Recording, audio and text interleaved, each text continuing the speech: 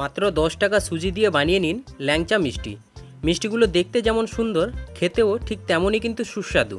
আর এটা বানানোও খুব সহজ, যে কেউ খুব অনায়াসে কিন্তু এটা অল্প সময়ের মধ্যে মিষ্টিগুলো বানিয়ে নিতে পারেন। আর এই মিষ্টিটা বানিয়ে যদি কাউকে দেওয়া যায়, মানে সে বুঝতেই পারবে না যে এটা বাড়িতে বানানো। তাহলে চলুন রেসিপিটি শুরু করা যাক। তো সবার প্রথমে এখানে 10 টাকা দামের একটা সুজির প্যাকেট আমরা নিয়ে নিয়েছি। ওজন হিসাবে এই সুজির প্যাকেটগুলো থাকে 200 গ্রাম। তো সবার প্রথমে এই সুজিটাকে আমরা কিন্তু একটু মেপে নিচ্ছি। দেখুন একটা বাটিতে ঢেলে নিয়েছি, টোটাল কিন্তু এখানে 1 বাটি হয়েছে। এবার গ্যাসে একটা কড়াই বসিয়ে কড়ার মধ্যে দিয়ে দিচ্ছি 2 চামচ মতো ঘি। তো ঘিটাকে গরম করে নিয়ে তারপরে এর মধ্যে ওই যে সুজিটা নিয়েছিলাম, ওই সুজিটা ঘিয়ের ওপর দিয়ে খুব ভালো করে একটু ভেজে নেব। সুজিটা ভেজে নিলে হয় কি, সুজির কাঁচা গন্ধটাও চলে যায়, সাথে খুব সুন্দর একটা ফ্লেভারও আসে। দেখুন সুজিটা কিন্তু আমাদের ভাজা হয়ে গেছে, আর এটা একদম কিন্তু লো ফ্লেমে ভেজেছি। এবার এই সুজির মধ্যে দিয়ে দিচ্ছি 2 বাটি জল, মানে সুজিটা ছিল 1 বাটি, তাই ওর পরিবর্তে এখানে দিয়ে দিলাম 2 বাটি জল। তো জলটা দিয়ে দিলাম, সাথে দিয়ে দিচ্ছি স্বাদ অনুযায়ী লবণ। তো অল্প একটু লবণ দিয়ে দিলাম, মিষ্টিতে একটু লবণ দিলে খেতে ভালো লাগে, তাই আমি এখানে দিয়ে দিলাম। আপনারা চাইলে নাও দিতে পারেন। এবার সুজিটাকে ফুটিয়ে একটা ডো বানিয়ে নেব। তো বন্ধুরা প্রায় 5 থেকে 7 মিনিট পরে সুজিটা কিন্তু এরকম ডোয়ে তৈরি হয়ে গেছে। আর দেখুন ডোটা কতটা সুন্দর হয়েছে। এবার এই ডোটাকে খুব ভালো করে ঠান্ডা করে নিয়ে একটা থালার মধ্যে ট্রান্সফার করে নেব। তো ট্রান্সফার করার পরে এখন এই সুজির মধ্যে আবারও দিয়ে দিচ্ছি 1 চামচ ঘি। এবার সুজিটাকে খুব সুন্দর করে একটু মুথে নেব। এটা খুব সুন্দরভাবে একটু মাখিয়ে নিতে হবে। আর সুজিটা কিন্তু একদম ঠান্ডা করলে হবে না, একটু গরম অবস্থায় কিন্তু এটাকে মেখে নিতে হবে। তো এই সুজির মধ্যে আরও একটা জিনিস দিচ্ছি, সেটা হচ্ছে গুঁড়ো দুধ। তো 10 টাকা দামের যে গুঁড়ো দুধগুলো পাওয়া যায়, ওই দুধের প্যাকেটে আমি এখানে 2টো ব্যবহার করেছি, মানে টোটাল 20 টাকার গুঁড়ো দুধ। এই দুধটা দিলে মিষ্টিগুলো খেতে বেশ অসাধারণ লাগে, তাই অবশ্যই এখানে গুঁড়ো দুধটা ব্যবহার করার চেষ্টা করবেন। দিয়ে খুব সুন্দর করে এই ডোটাকে কিন্তু একটু মেখে নিচ্ছি। আর দেখুন ডোটা মাখতে মাখতে এখন যেহেতু হাতে লেগে যাচ্ছে, তাই ঘি দেওয়া আছে, মাখতে মাখতে একটা সময় দেখবেন হাত থেকে ডোটা কিন্তু ছেড়ে যাবে।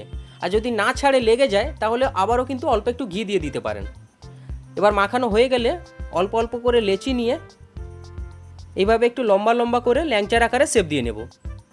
দেখুন এটা বানানো কিন্তু খুবই সোজা। আপনারা দেখে আশা করি আপনারা বুঝতেই পারছেন কতটা সোজা বানানো। যে কেউ কিন্তু এটা অনায়াসে বানিয়ে নিতে পারেন। আর একটা আপনাদের দেখুন বানিয়ে দেখিয়ে দিচ্ছি। দেখুন এটাও কিন্তু রেডি হয়ে গেল। তো এইভাবে সমস্ত ল্যাংচাগুলো কিন্তু আমি বানিয়ে রেডি করে নিয়েছি। আর মাত্র 10 টাকায় সুজিতে দেখুন কতগুলো মিষ্টি হবে, 1 থালা হয়ে গেছে দেখুন।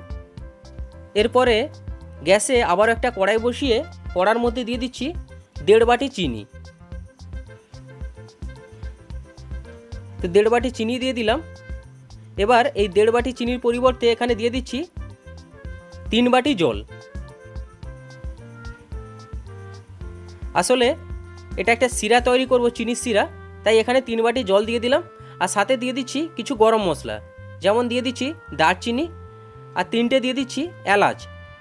তো এলাচের এইভাবে একটু মুখ ফাটিয়ে দিয়ে দিচ্ছি, এতে করে ফ্লেভারটা বেশ দারুণ আসবে। দিয়ে খুব সুন্দরভাবে এই চিনিটাকে একটু ফুটিয়ে নেব।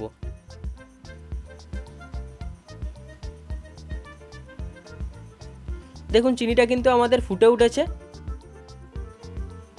আর দেখুন চিনিটা সুন্দরভাবে কিন্তু মেল্টও হয়ে গেছে। এবার কড়াইটাকে একটা সাইডে রেখে গ্যাসে আবারও একটা কড়াই বসিয়ে নিলাম। দিয়ে তার মধ্যে দিয়ে দিচ্ছি বেশ খানিকটা পরিমাণ সাদা তেল। সাদা তেলটা যখনই গরম হয়ে যাবে, এবার যে মিষ্টিগুলো আমরা বানিয়ে রেখেছিলাম, ওই মিষ্টিগুলো তেলের মধ্যে দিয়ে খুব সুন্দর করে লাল লাল করে ভেজে নেব।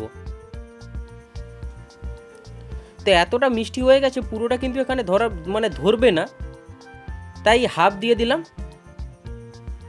দিয়ে একটু সময় দেব। তারপরে মিষ্টিগুলোকে উল্টে পাল্টে চারদিকটা একদম লাল লাল করে ভালো করে একটু ভেজে নেব।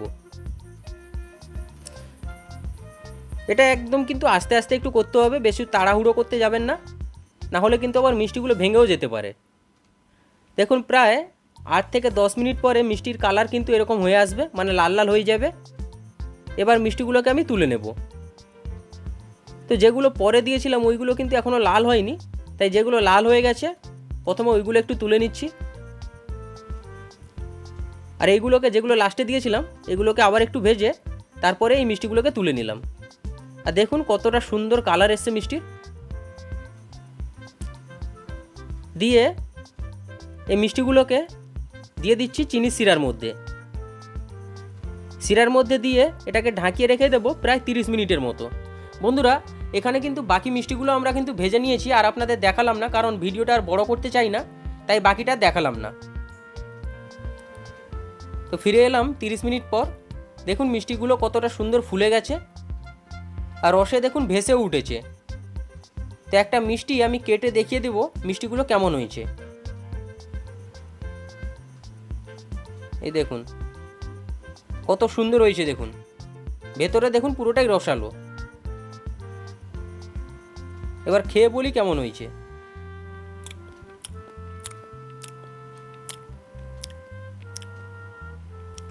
দেখুন কতটা রসালো, দেখুন দেখে আশা করি আপনারা বুঝতেই পারছেন। এটা দেখে কারোর বলাই উপায় নেই যে এটা বাড়িতে বানানো। তো আজকের রেসিপিটা আপনাদের কেমন লাগলো অবশ্যই কিন্তু কমেন্ট করে জানাবেন। ভালো লাগলে লাইক কমেন্ট শেয়ার করবেন এবং চ্যানেলটাকে কিন্তু অবশ্যই সাবস্ক্রাইব করে নেবেন। তাহলে দেখা হচ্ছে পরের কোনো নতুন একটি রেসিপি নিয়ে।